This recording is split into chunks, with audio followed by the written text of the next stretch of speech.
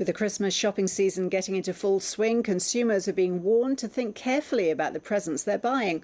An independent survey has found that 20% of people have received a gift over the last year that they're less than enthusiastic about. Some simply throw the present out, others pass it on. Christopher Zinn is from Choice, the consumer group which did the study.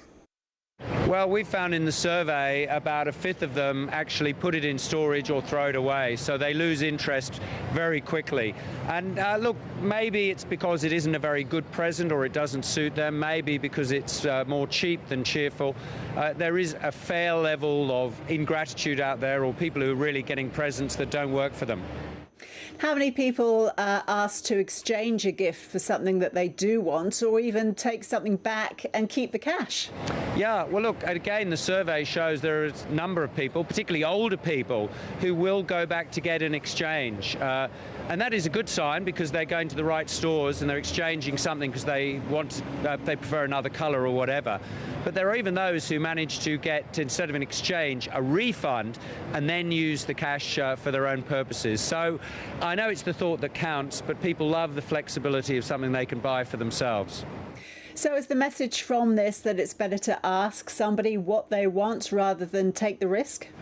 I think the message we'd like to put out there is to buy smart this silly season, and it's really because people don't put in much thought or much research into gifts, usually because they're in a complete rush or because somebody has everything and it's hard to know what to get, that they do end up buying some sort of novelty or something with a Christmas or soap or a calendar or the kind of items that people really don't want. So I think we would say a bit of thought, a bit of time can save you money, and people will end up with gifts that they actually might want for a change. What about vouchers, Christopher? Is that a happy compromise? Yeah, look, vouchers and gift cards offer great flexibility, but at Choice we've had a lot of complaints from people who've had gift cards that have expired. They normally just have a 12-month life, and figures from America suggest that fully a fifth of these are never redeemed. People put them at the bottom of a drawer and don't get to spend them in time. So if you give a gift card, do remind people to actually use it, because it is surprising how many fail. And in this age of recycling, there's always re-gifting. Yeah, and in fact the survey found that in New South Wales 24% of people quite comfortable re-gifting.